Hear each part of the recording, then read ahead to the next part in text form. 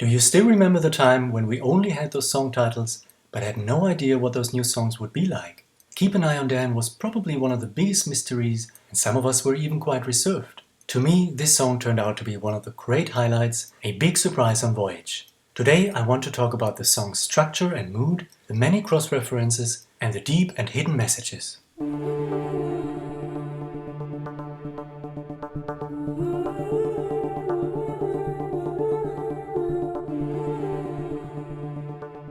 As mysterious as the song title was, so is the intro to the song.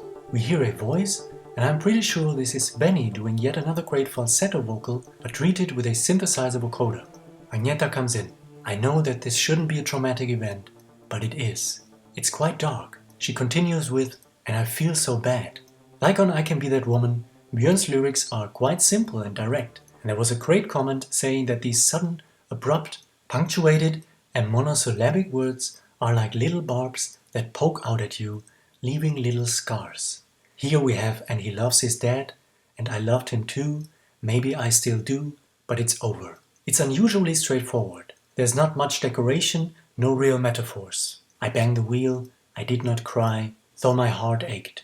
Just in these regards, it really continues the lyrical immediacy from the track before, but also that exploration of dark and serious moods. The B-side to the album started with a song about a woman dealing with alcoholism and a failing relationship. Now we have a song about shared custody, and as Benny said, there are not too many pop songs dealing with themes like that. And it's almost like a coherent continuation from I Can Be That Woman, or for that matter, S.O.S. This could be the result of it all. And again we have another lead vocal by Agneta, which is full of pain and heartache. Her voice is heard, but it gets stronger during the chorus, where we also have Frida joining in for the unmistakable third voice, the ABBA sound. Keep an eye on Dan, promise me you can. He gives out of hand if you let him, so keep an eye on Dan. And don't forget.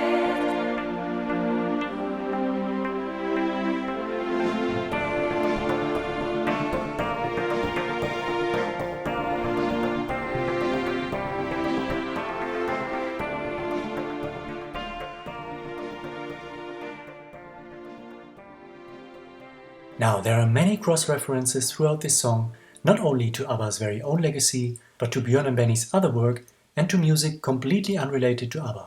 When I first heard the song, it was quite catchy from the get-go, and the most catchy thing is probably the melody when they sing "Keep an Eye on Dan." In my first impressions, I said how this melody is basically straight out of Jingle Bells, the line "dashing through the snow." But the main difference is that in "Keep an Eye on Dan," it is sung in a minor key. Now again, I am no musical expert, this is simply what I hear in both songs, and Dear Grave agreed that the general direction of the melodies is identical, but that Jingle Bells starts on a completely different note, a fourth below. Thank you for the additional information. Anyway, this melody is constantly repeated throughout the song. It's already there from the very beginning when we hear that vocoder voice, and it is picked up again and again during the synthesizer instrumental sections.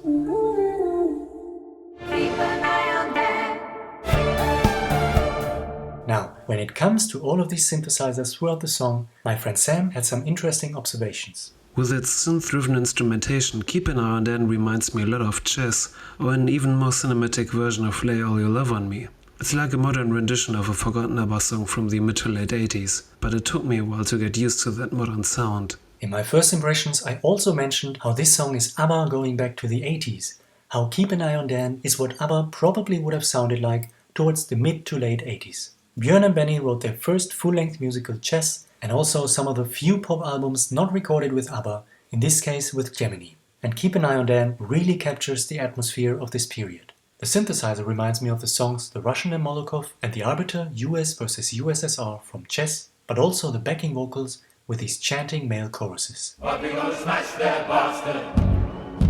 Make it one of dangerous day. And the mysterious and haunting mood reminded me of the second Gemini album Geminism, especially the song Ghost Town.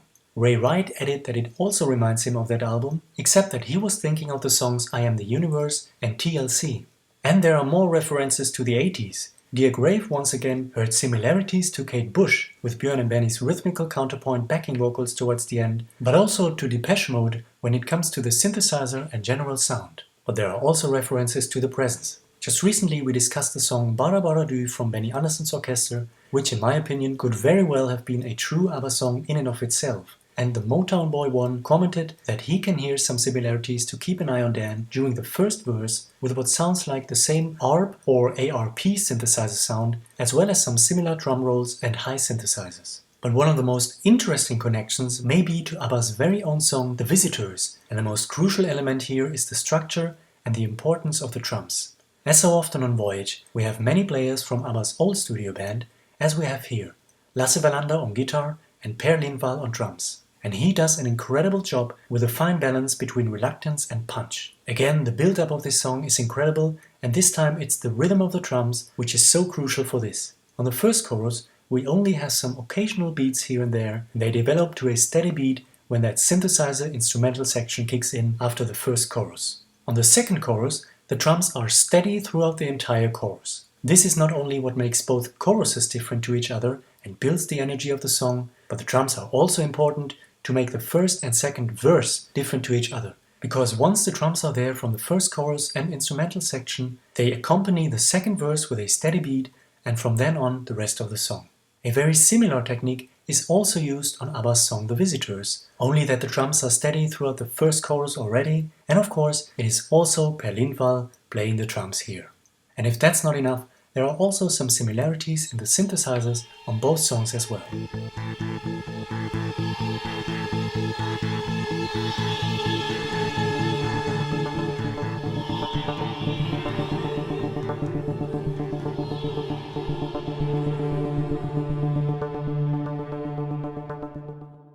I compared these synthesizer melodies and hooks to other projects from Björn and Benny during the 80s, and it is very interesting that there seems to be a coherent theme throughout. Like chess and Geminism, The Visitors also deals with the subject of Cold War.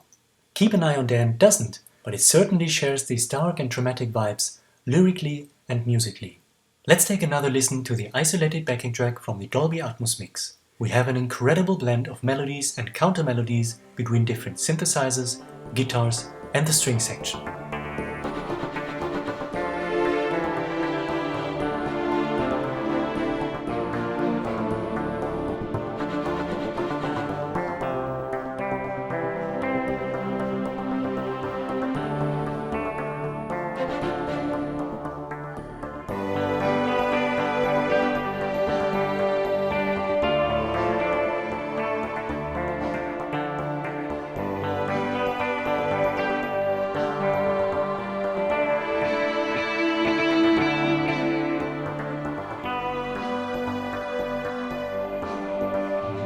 Keep an eye on Dan, promise me you can.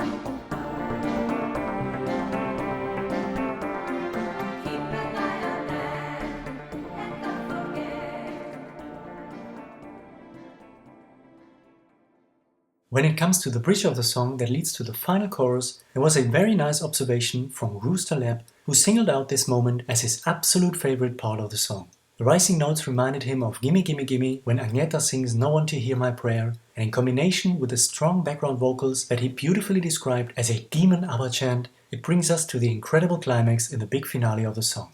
Björn and Benny come in with backing vocals that never stop until the very end. And for me, these are some, if not the very best backing vocals in ABBA's entire legacy. And there are at least 3 reasons for that.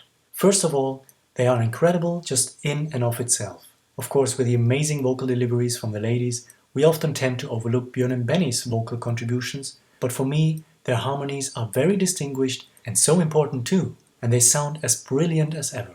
If we have a closer listen in isolation, they reveal an incredible layer and really change the meaning of the entire song.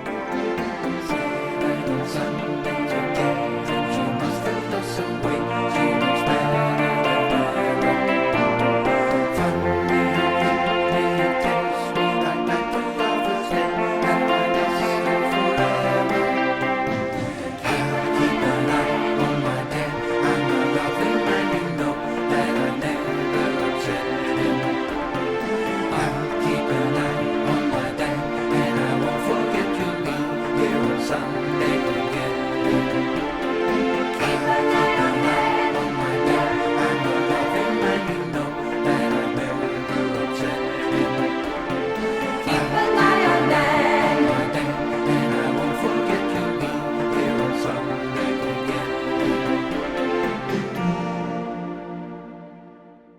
This is like the answer to the female's worries and requests, but it also tells us, hey, there is a male perspective to this whole thing too.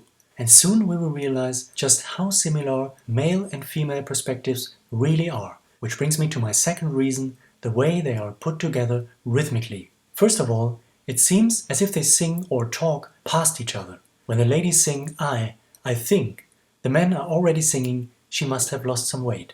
When the ladies then sing he must have lost some weight, the men are already singing she looks better than ever. It basically is like a back and forth of reply and remarks, but without hearing the other or listening to each other. Agneta and Frida sing how it takes them back to their first date, and at the same time Björn and Benny cross over with Have I Lost Her Forever? So it's like time is intertwined here, it's now and then combined in a completely different way. However, there are also moments when their lines cross each other and their thoughts come together. In the final lines, the ladies sing Make an effort not to upset him, the men sing That I'll never upset him, and both sing Upset him at the same time. And at the very end, they come together one last time on the final lines, Sunday to get him. I think he must have gone somewhere, funny how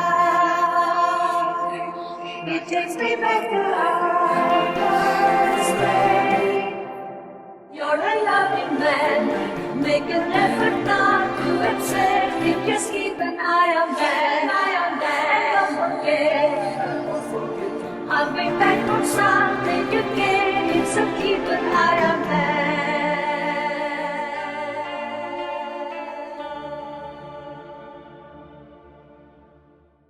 Now with all this mutual harmonizing and the identical thoughts of man and woman, this is the part that really seems to make the whole drama of the song hopeful. I make the argument that the opposite is the case. It even makes it all the more dramatic and eventually completely hopeless. They do think and feel the same, they still have feelings for each other, but they just don't know, they don't listen, and they never hear the other side of the story. And that's where my third reason comes in for what makes these backing harmonies so unique. It's the way they are mixed. If it wasn't for the isolated tracks, we wouldn't even be able to exactly make sense of that endless chanting in the background. The men go unheard, very literally in the way the music is mixed. And if that wasn't enough genius, the song ends with a piano riff of ABBA's very own S.O.S. In fact, they toyed long with the possibility of either including or deleting it from the song. Benny said that he couldn't help himself and thought it was perfect to add at the end of the song, but then during mixing they initially removed it just to take it back again, which apparently was the last thing they did on the record, to put back the ending of S.O.S. Benny said how it was just a little wink to say yes, it's us, and back then on my first impressions I even said how this is probably them simply saying, in this song everything is possible and here is S.O.S. But there is much more to this, and this reference is really crucial to the entire song, thematically, but also musically. I received many fantastic observations that I want to share with you.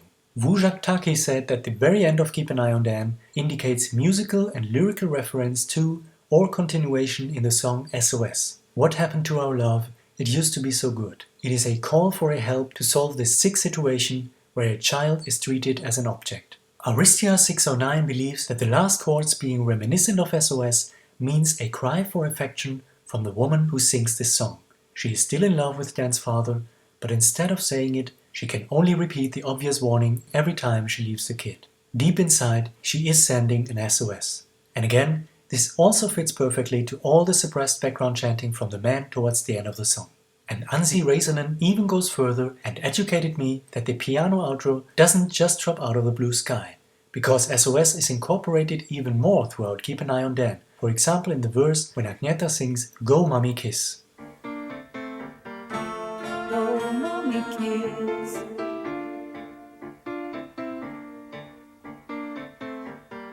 Together this far.